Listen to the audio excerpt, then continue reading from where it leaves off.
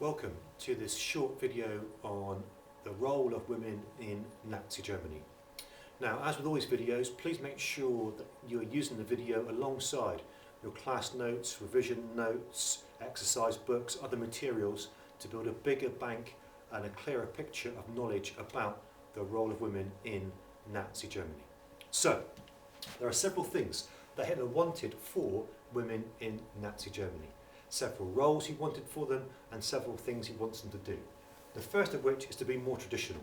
The Weimar period had seen a huge explosion in the arts, in the culture, and influences from America, jazz music, cabaret clubs, and Hitler didn't like that. Hitler wanted to return to the more traditional ways of life for women. So one of those was very simply traditional plain clothes, alongside traditional hairstyles.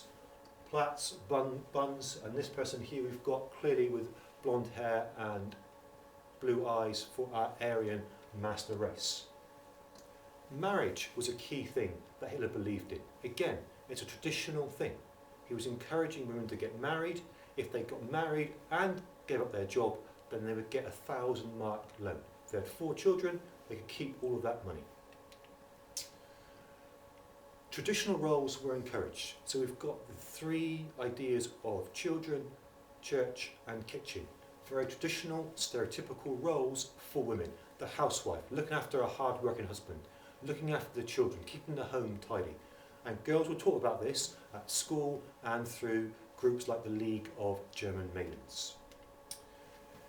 Hitler also wanted women to have lots of children. So if you had 1, 2, 3, 4 children, you were awarded a Bronze Cross, a Motherhood Cross. If you had 2 more, you got a Silver Cross, and 2 more, you got a Gold Cross. This was to give women incentives to have more and more children. Hitler was desperate to increase the birth rate. It had fallen since World War I. He wants his 1,000-year Reich. So Hitler was encouraging women to have as many children as possible to increase that birth rate. So these are all things that Hitler wants. Traditional views, traditional roles, marriage and children. On the other hand, there are clear things he doesn't want for women.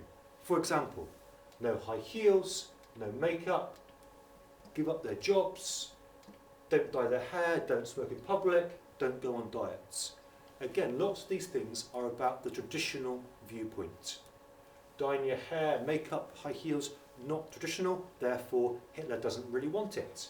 The no dieting is about trying to give women the best possible chance of being natural and healthy in order to have as many children as possible.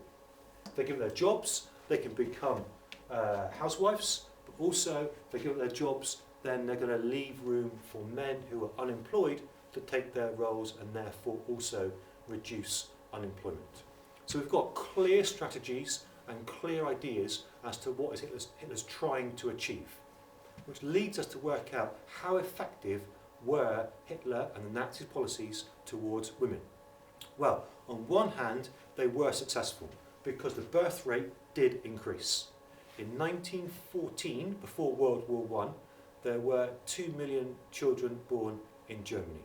In 1933, that had fallen to 1 million. By 1939, it had gone back up to 1.5 million. So from 2 million to 1 million, back up to 1.5 million.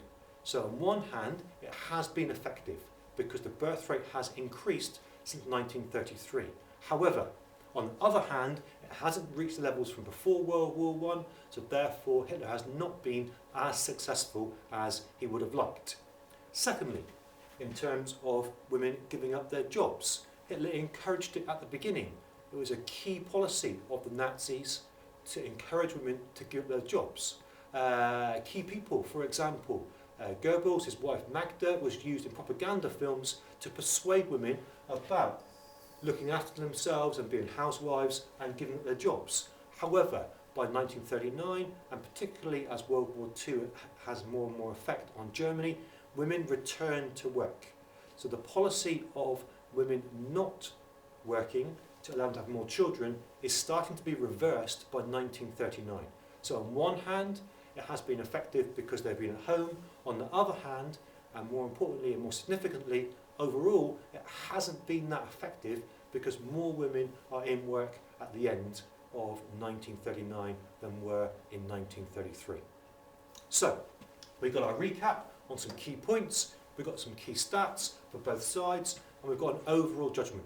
On one hand, the policies were successful, on the other hand they weren't, along with the details to support our decisions.